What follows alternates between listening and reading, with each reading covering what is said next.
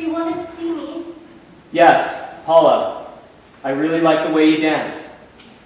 Yeah, I mean it. So I figured we'd try this again. Help me understand. You're going to change your name? Why go from a Puerto Rican one to an Italian one? Because I don't look it. People are always saying to me, you don't look Puerto Rican. You don't look Puerto Rican. But I am. So you figured you looked Italian? No. I just guess I wanted to be somebody new. Why'd you want to become somebody new? Why? Well, I'm not exactly proud of my past. Who is? But that's what the word means, Paula. Past. That might be easy for you to say, but it's not the same for Look, me. wait a minute. Let's try this. What made you start dancing? Was it your parents? No. God, what do Puerto Ricans know about theater? I mean, now they have Channel 47, but back then they didn't have anything. Yeah, I guess. It was sort of my dad. Well, he worked nights, and he'd come home, and he'd take us down to 42nd Street, to the movies, and we'd go from one into another. And I don't know why, but I always loved the musicals. How old were you? 7 or 8. On 42nd Street? Oh yeah, it was a trip. Go on. Well, I'd moved down front, because I couldn't see. I wear contact lenses now, but these strange men would come and sit beside me and play with me. I didn't tell anybody ever, because I guess it didn't matter. Why didn't it matter? Why? Well, it just... Look, Paula, if this is too rough for you, I have your picture and your resume. No, it's okay. Okay, so, I used to dance around on the street, and I'd catch people watching me. God, it was embarrassing. I was always being Sid Charisse, always. I always wanted to be an actress. I always wanted to perform. But my cousin said to me one day, "You'll never be an actress." And I knew what she was telling me was that, well, I wasn't popular enough to be a star. No one liked me. One day I looked at myself in the mirror and I said, "You're 14 years old and you have no friends." Well, by that time I was in Central High. There were over 1,000 boys there. No one ever asked me out. But one day, Billy Connors asked me out. He was 16 and he had a driver's license. So grateful.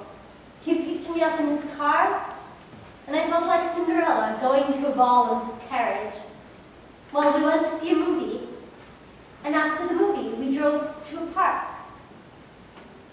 And he started to kiss me. Well, I liked school, but my grades go so bad. I would never raise my hand in class. I was scared that the kids would laugh at me, or even the teachers. I heard people whistling at me in the halls.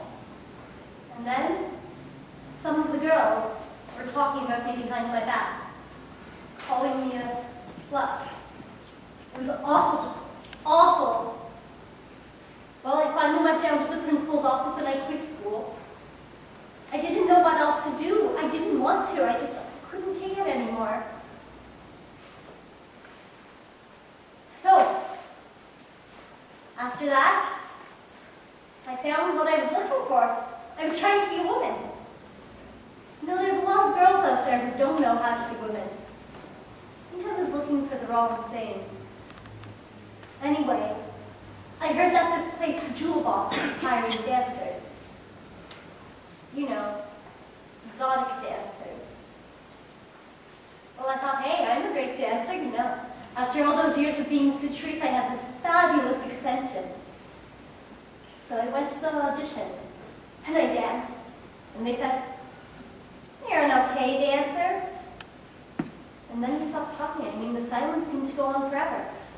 And I said, "What do I have to do to be a great dancer?" "Take off your top."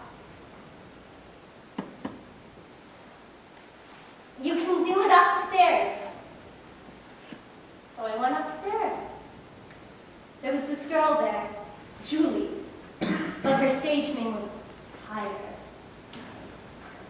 told me that I needed to learn to tease the guys. I didn't have to take off all my clothes, but only the girls who did make the money. I mean, I wanted to be a dancer. So strange thinking about all this now. It was a whole lifetime ago. I was just past 16. Anyway, there was this girl at the club, Jenny, and her boyfriend Joey was very rich. He owned his own club. He was always buying her presents. And then one day he came up to me when she wasn't there. It's like telling me I was beautiful and I could make a lot of money in his club. Then he started buying me things, and there was this thing that I hid it all from my parents. I had all this stuff, you know, fur coat, earrings, jewelry. They knew I was working in a nightclub, but I told them it was a dinner club sort of thing, you know, 50s throwback, the Imperial Club. I told my mother that there was this girl at the club, and she didn't want her mother to know what she was doing. So I was just keeping the stuff for her. She believed me. I don't know what it was.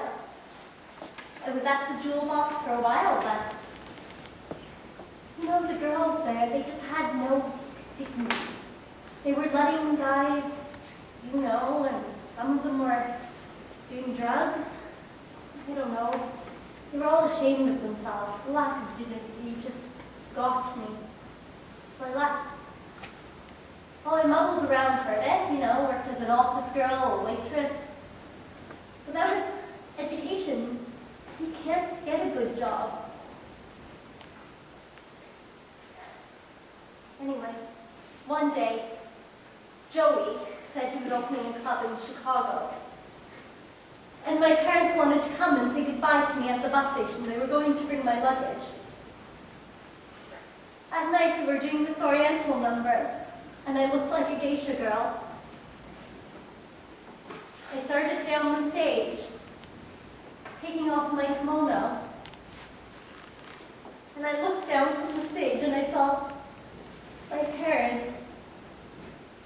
I died. I freaked. I didn't know what to do. I had to keep going. So I went on to the finale. Just as I passed my mother, I heard her say, "Oh my God. I died. I did it. I kept going." After I went up to the dressing room and I put on my clothes, and there I came back downstairs, and they were in the middle of all these.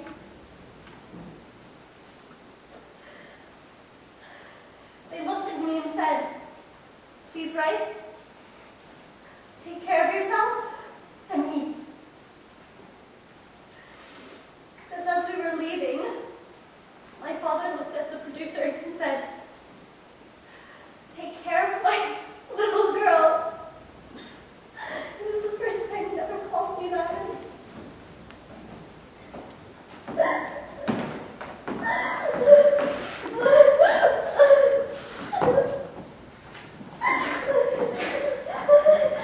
Jack, are you ready for them yet?